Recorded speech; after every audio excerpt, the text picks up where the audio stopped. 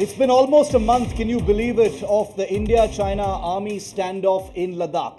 And over these 29 days, there's either been propaganda from the Chinese side or mostly silence from the Indian side. And filling in the gaps has been one voice that's gone totally viral.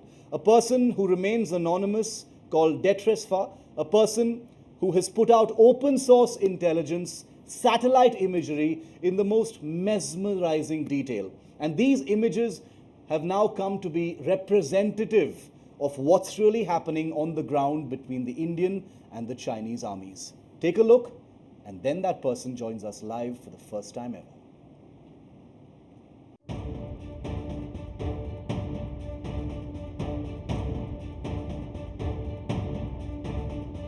Nearly a full month in a tense standoff.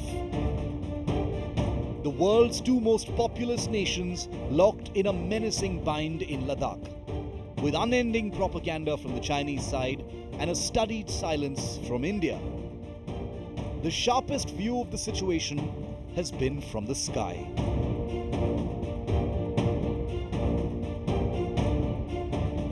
But by far the most sought after, viewed and discussed have been these images by an open source intelligence expert who identifies himself or herself simply as DetResFa. Real name, location and all other details remain masked for obvious reasons. This is a sensitive topic involving powerful agencies and nations.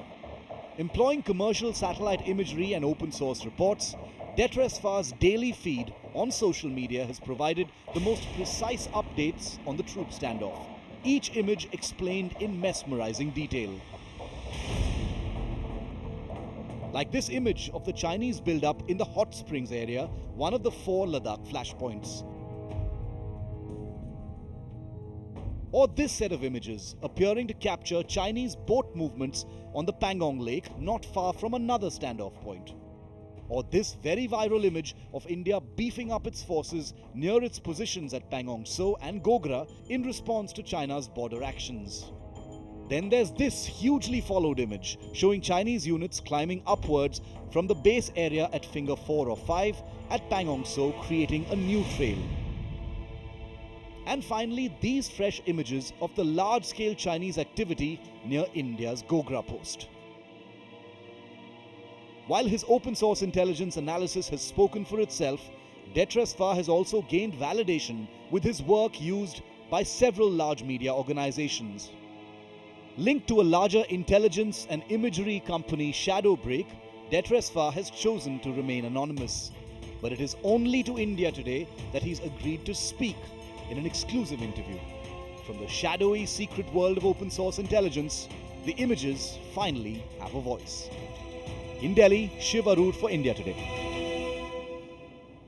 And DetResFa is, of course, not this individual's real name. It's just a moniker used on Twitter. DetResFa actually is the word given to a distress call made from aircraft. But DetResFa, location unknown, identity unknown for obvious reasons, has now decided to break his or her silence and join us live on this broadcast here on India Today. This person's first interview ever. I'm going to call you D for DetResFa. D, your tweets, your graphics, your imagery, your analysis have painted the clearest picture of this ground situation in Ladakh. You know, you've had some press as well where you've talked about what the situation is on the line of actual control. What is your assessment of what's happening on the ground in Ladakh? The Chinese military has always presented a fait accompli, infrastructure-wise to India. They go in and do things and create facts on the ground, the way Israelis do in the West Bank. They have been building up capacity along the line of actual control as well. However, I think India's reciprocal infrastructure measures caught them by surprise. They never expected India to turn their own playbook against them.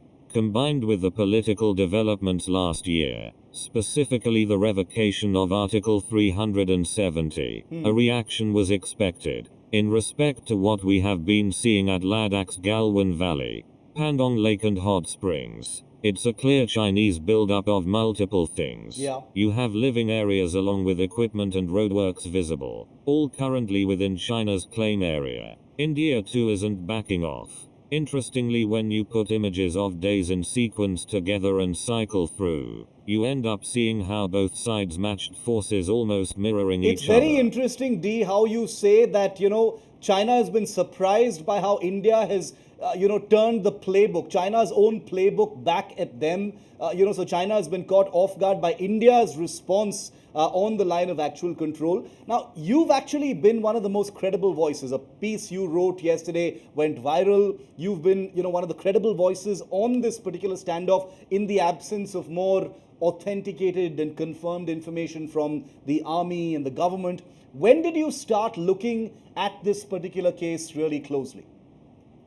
Over the last decade, I've observed a geopolitical tilt towards the east, with East and South Asia at the center of this tectonic shift. Incidents like Doklam, Balakot, have validated this. So have China's infrastructure development across the Indian Ocean region. I thought it was a good opportunity to test uncharted waters. Because D, there are many images that you've put out that paint a pretty disturbing light. There was one particular image that you had, based on some open source recent maps, where you said, for instance, that China's claim line had moved 2 kilometers inside in the hot springs area towards the nearer to the Gogra post of the Indians, which if confirmed on the ground is going to be an extremely difficult situation to actually stomach. What, according to you, was the most surprising thing you found when you looked at all this satellite imagery, including that particular one? The very well thought through and planned road and logistics network developed by China. Their focus on rapid mobilization and the ability to concentrate large forces in a short span of time across their areas of interest is commendable. Their ability to saturate has the potential to build considerable political pressure on the adversary. Okay, so you're saying that the images that you've put out actually prove China's ability to saturate force in a very, very short time based on the infrastructure that they have developed. And that is where the muscle flexing and the political pressure actually comes from. D, there have been reports of mobilized artillery and armored units not very far from the Gogra post on the Chinese side. What is your assessment of that mobilization, of virtually strike elements, artillery and armor? I have seen comments being made on the basis of such reports by quite a few commentators, but without more details about how they were evaluated. Yeah. I wouldn't like to comment on these. However, on the basis of my data points, I am observing notable markers indicating a multi-platform build-up on both sides. Official media inputs from military sources have also confirmed this hypothesis. There have been reports, D, all kinds of reports in the media for the last 29 days, from those saying that nothing has happened and all is well, to those saying that it's an all-out invasion and there's lots of territory lost and, thousands of Chinese on Indian soil. As an open source intelligence professional who works with data, what is your view so far on the media coverage, what you've heard?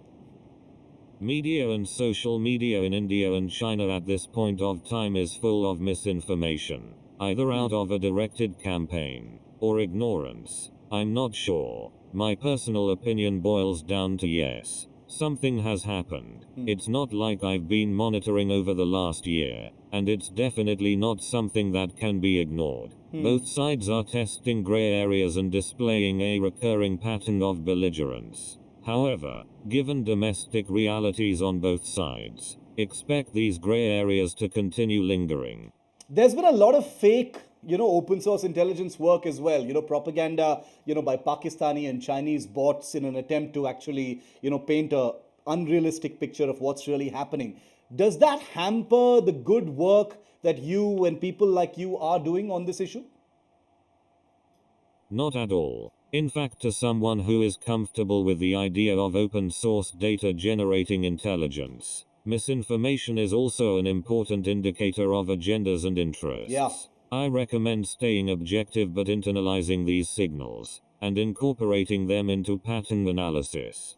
Falsified data spread deliberately or accidental misinterpretations gone viral actually help OSINT enthusiasts, providing baselines to validate and formulate other inferences, rectify errors or perspectives, or even simply become part of the data. Bank Well, for future DetResFa, use. it's been an absolute pleasure. Thank you for agreeing. It took some convincing, but it's been an absolute pleasure to hear you and to know what you think about the current situation. To all of our viewers, if you've been wanting to look at these images, get on to Twitter. DetResFa puts out this fantastic daily feed of satellite imagery, mesmerizing detail, great explainers and infographics of what's actually happening. It's become one of the most authentic voices of what's really happening on the ground. Propaganda from the Chinese, mostly silence from the Indian side, and that's why credible voices like DetResFa have been able to emerge and create a narrative of what's really going on, an indicator of what's the ground reality in Ladakh. You'll see much more of him or her here on India Today.